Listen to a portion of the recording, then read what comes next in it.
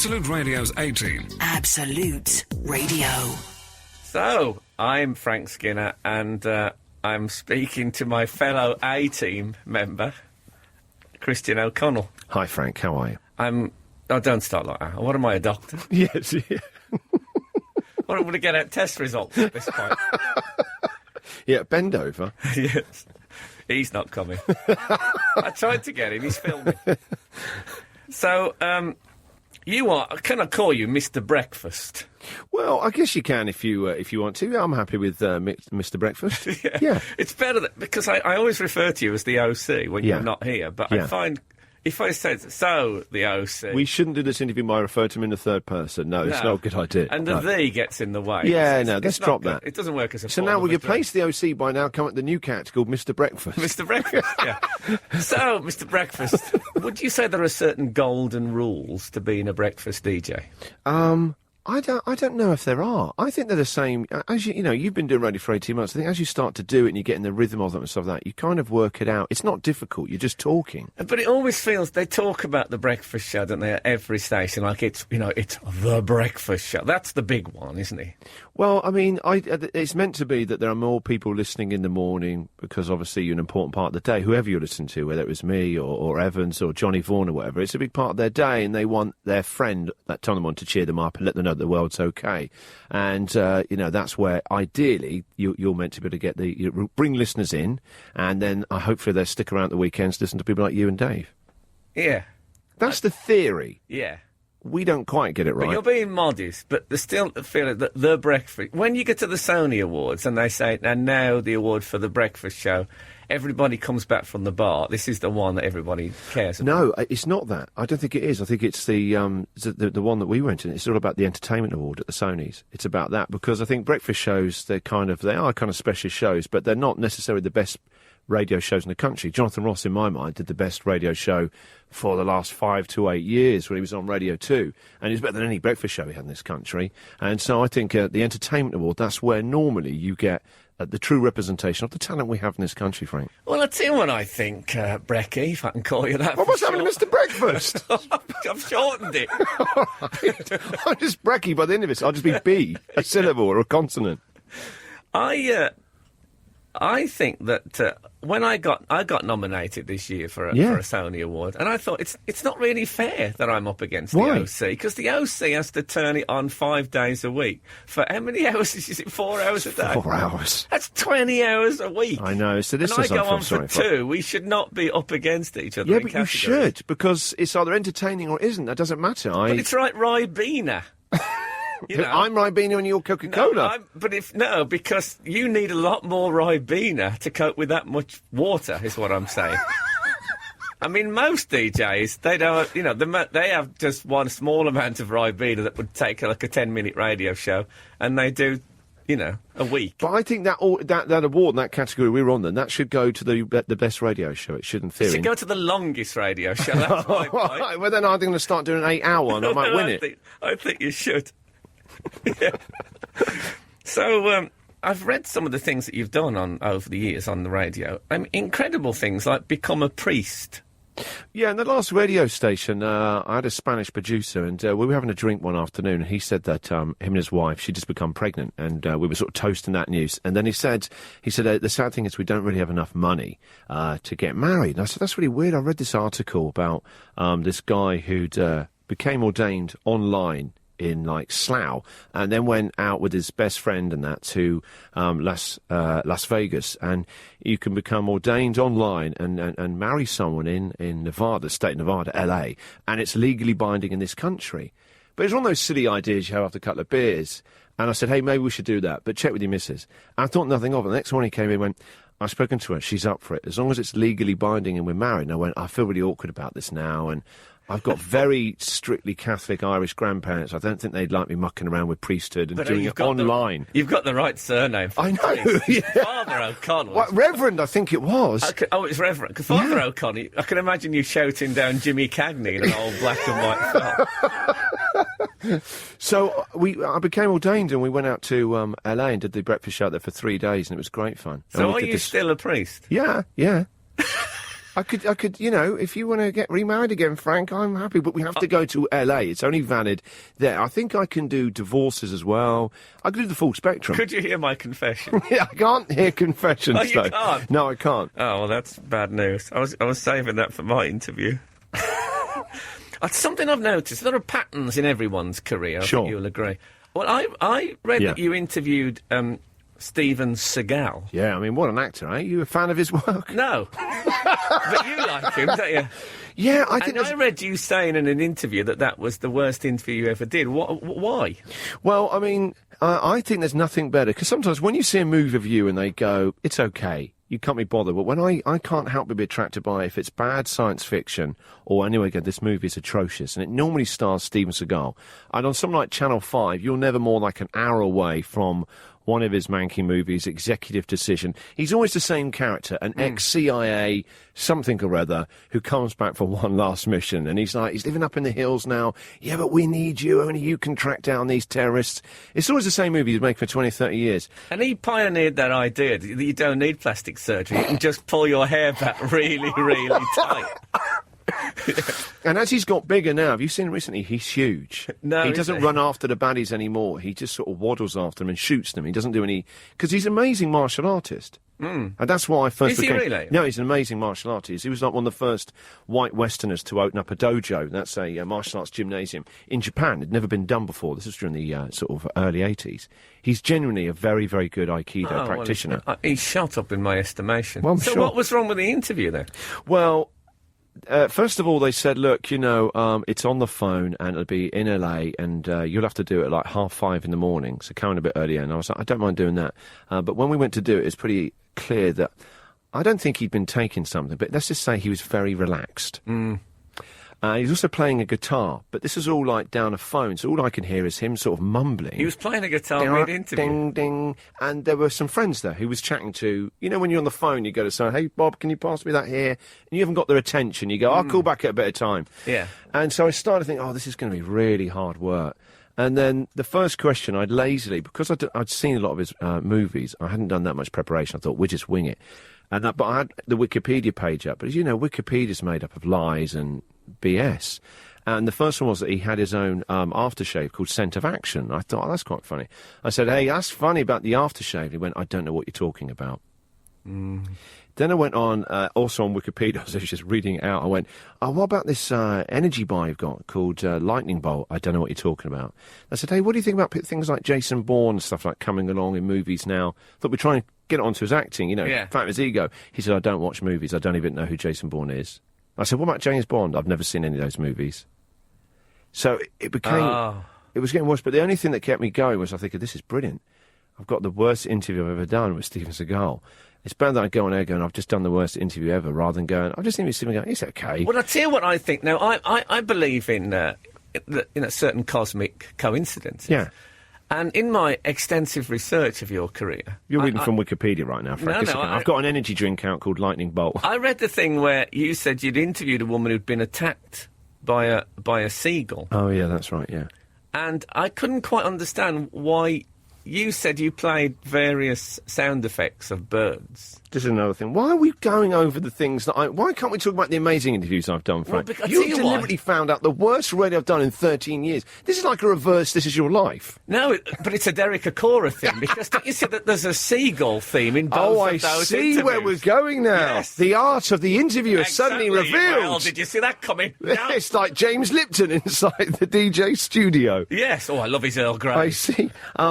Yeah, look, it was a long time ago, Frank, and we did speak to... There's a seagull theme in your work. And these things come in threes. So you're saying I need to watch out leaving here, one might poop on me or do something... No, I'm saying don't interview anyone in any seagull or seagull or seagull-based anything. Well, avoid that in future. I hadn't ever thought of it like that, Frank. I'm going to write that down now. That doesn't surprise me that you haven't thought of that. Well, this is awkward now. Frank's told me off. So you've won lots of awards, Mr. Breakfast. Oh, back to... What happened to Brecky? Why's he gone now? I don't know, I feel I needed to go formal. Now we've gone into the awards section. You've won lots of awards, and I presume you've been also nominated for awards, and you haven't then won them. Yeah, well, you'll bring this up because that happened a couple of months ago, and I was sat next to you, and we were in the same category, and you got on the grid and I didn't. This is why you want to bring it up again. Yet more horrible incidents. No, I'll tell you why I want to bring it up, because one thing I've realised, one of the pluses of doing radio, is my acceptance speech, I was able to steadily interweave into my next radio show, all the gags. Oh, did you? Now, I want to know if you've thought of that level of recycling. No. Well, this is what... You must have a load of acceptance speeches which were never used. Yeah, tons. Yeah. Tons just sat there, Frank. Oh, no, I never thought of that. Well, I mean, I presume they're all on a massive file somewhere on your computer, I'm taking mildly offence at the phrase massive file, Frank. Well, because you've had This started off really well with you saying you've won loads of awards. I thought, this would be nice, it's the easy bit. Then you've gone, what about the ones you didn't win? Well, because... people don't want to hear about what you've won. Do you know what I've sadly done with them? And this is a true story. I always then, like the morning after the award thing, you didn't win the award. I think it's healthy just to move on, so I delete it. Oh. Vicious, isn't it? You see... I think that's healthier. Otherwise, I just think you just need to move on, forget about it, and carry on. You see, I'm like the Chinese chef. Even the feet. Absolute Radio's 18. Frank Skinner interviews Christian O'Connell. Absolute Radio. One thing I didn't know is that you commentate on mixed martial arts. Yeah, this is true, yeah. Since I was a kid, I got into martial arts. And, do you do martial arts? Yeah. You sound like surprised. Aren't you sat in front of someone, you get the aura that I could kill? Well... Not really. Be honest. No. I didn't get that. I mean, the interview's not going that well, but to physically kill, no. I always imagine the sort of people that do martial arts are people with the longing to destroy. Well, see, that's where you're wrong about martial arts. It's self-mastering control, and because actually physical conflict as a kid frightened me, I wanted to do it in a weird kind of way. I wanted to overcome a fear. And so that's why I did it. And it's something I've always sort of on and off over the years sort of done. And the last couple of years I got back into it. And I really enjoy it. And the weirdest thing is, I find it oddly relaxing because doing radio and sort of having to talk for 4 hours every day, you're constantly thinking about things and writing it down. That's great fun. But sometimes it's hard to sort of zone out and just stop the noise and clutter. Odd enough, for these sort of hour and a half, 2 hours, I have my little lesson with the little instructor. I don't think about anything else because I have to focus on that one thing. So weirdly enough, I find it really relaxing. When I finish, I feel calm, if that makes any sense. So, for our listeners, if you're feeling tense at work, hit people. No, it's not about hitting people. You're fixated on the violence. It's about defending, it's about... Well, you must hit people if you do martial arts. No, because some of the stuff we do, is, if you need to get into it, is grappling and wrestling and stuff like that. It's Brazilian Jiu-Jitsu as well as striking. Okay. Oh, I don't know what martial arts you do then. Will I have heard of them? Because there's some obviously, there's the big ones. Yeah, and then there's things like Makahihi, which no one has really ever heard. No one's ever heard of that, Frank, and I get the feeling this is some sort of scam system you're setting up yourself, or whatever Makahihi is. Hasn't it been signed by Man City? Well, so come on, what do you do? Well, it's a mixture of martial arts, so there's some striking. Fusion. Yes, there is. It's a blend. And so it's a mixture of styles. You get the striking that you know about, I guess, from seeing martial arts movies. No, but have they got names? Like, do you do Kung Fu? There's Wing Chun, which is a style of Kung Fu. Right. And then there's Brazilian Jiu-Jitsu, which is ground fighting and grappling. And Brazilian Jiu-Jitsu? Yeah. Isn't that the one that's dancing as well? No, that's the French one, Capoeira.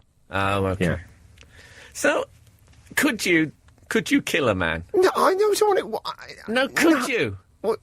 Could you? If my life depended on it, and my family as well, I guess anything. But then you could kill someone. You can kill someone with a pillow. Anyone can kill someone. You could with a pillow? Yeah.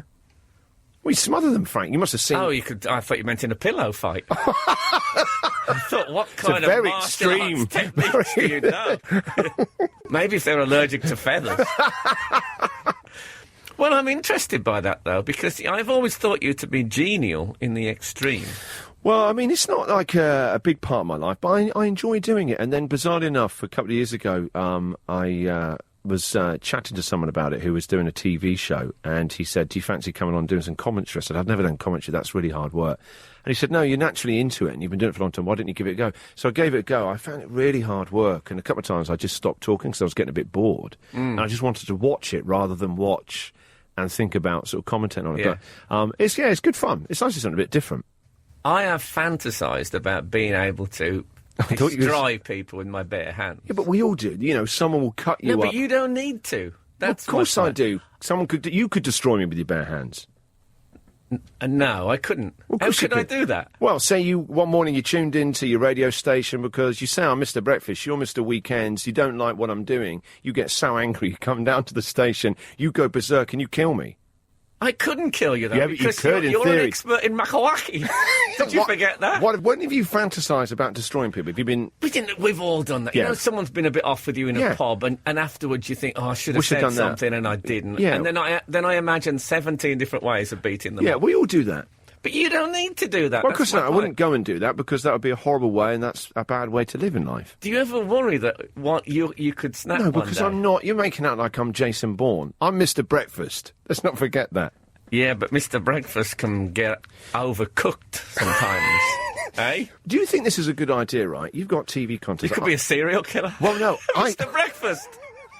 So, look, how do you feel about we are both members, apparently, of Absolute's A-team. Don't you I feel slightly embarrassed about that. I feel uncomfortable.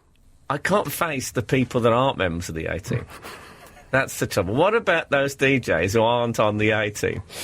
Yeah, but do you know what? I think in radio there are people that want to do the big shows, and I think there are other people who like working in radio and kind of they understand the pecking order. You see, I think there are people who do the big shows, and then there are people who hate the people who do the big shows. Oh yeah, listen, if you do the breakfast show, then people in the building just think, what an idiot. Because I just think they expect you to be a fool and stuff like that. You know, it's okay when Frank Skinner or Dave Gorman usher through the little thing. It's kind of something exclusive and like, wow. But when you're the breakfast show and they see you every day and stuff like that, they get, you know, but like, oh, God, you can tell. I can see it in their eyes, Frank, you know. Oh, God, yeah.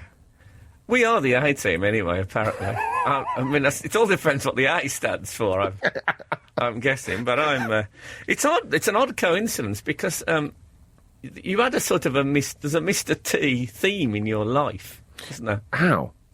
Well, didn't you used to do a sort of a dramatic thing when Mr. T was a character? We did this very unfunny thing for about... I said dramatic. That was a nice way of putting it. You said unfunny. I'm just being honest. Called At Home with Mr. T. I don't know why we did it, but we did do it. And when I first came here, and the boss, it was the only time a boss has said, you really can't do that anymore. It wasn't about it being offensive material, where they've had complaints. He said, it's just rubbish.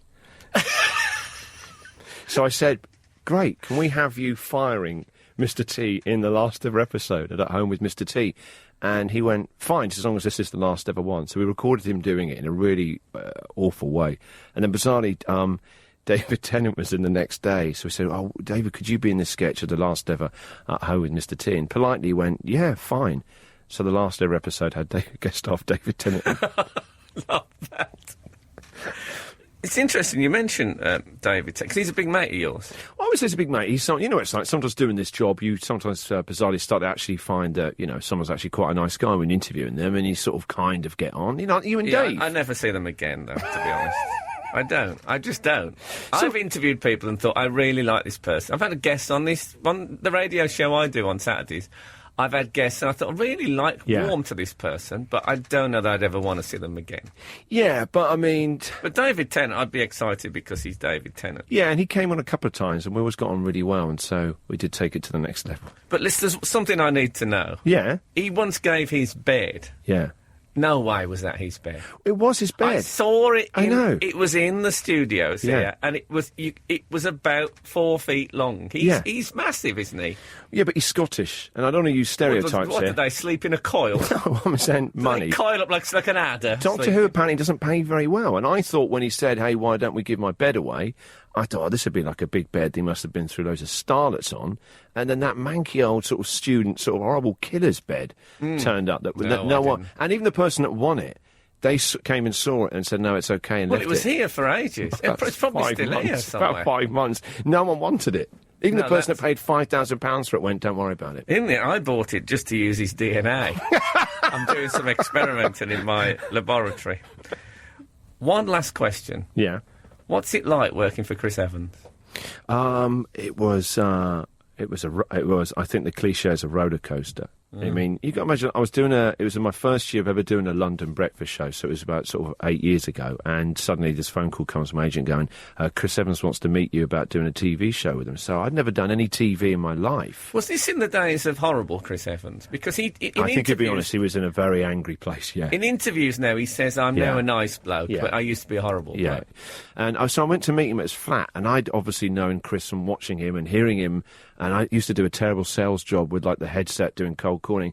I would iron my shirts in the morning, hating my job, but listen to this guy on the radio thing, I'd love to do that. So then getting to meet him, but it was not the Chris who's slimmed down, looking good now. He had a big ginger beard. So I was kind of like, oh my God, it's around his flat with a load of other sort of people there as well. And he was like, how do you fancy doing this 5-night-a-week show on Channel 5? And I was like, right, I've not done any TV. He goes, well, we've just sort of fallen out with Chris Moores. Do you want to take over his show in a room above a pub in a red light area? And I was kind of like, well, yeah, I guess so, yeah, fine. So it was live in the evening for half an hour on Channel 5. But I was still obviously doing the breakfast show, and it was exhausting. And then Chris was in a bad place, and sometimes we turn up to meetings at Channel 5 and they go, where's Chris then? And they go, he's going to play golf. We don't know when he's going to be back in a couple of weeks' time. But I enjoyed it. It was a great experience. Okay. And I got to get a big TV for the first time in my life off the back of doing it. I didn't realise how much money you get on TV. I'd only ever done radio. Oh, they didn't give you it sounded like you got one. That's what they paid me, a TV. You can do it for 12 weeks, 5 days a week, and we'll give you a new TV. That's not bad, is it? I'd settle for that now. I reckon at my stage I could probably push for a 3D. Is that why you're working here? It's just for the consumer goods? Yeah, exactly. I'm after a DAB. We'll see how it goes. Christian, I love you. Well, thank you very much from me, Mr. Breakfast, to you, Mr. Weekend. Da, da, da, da, da, da, da. Absolute Radio's 18. Absolute Radio.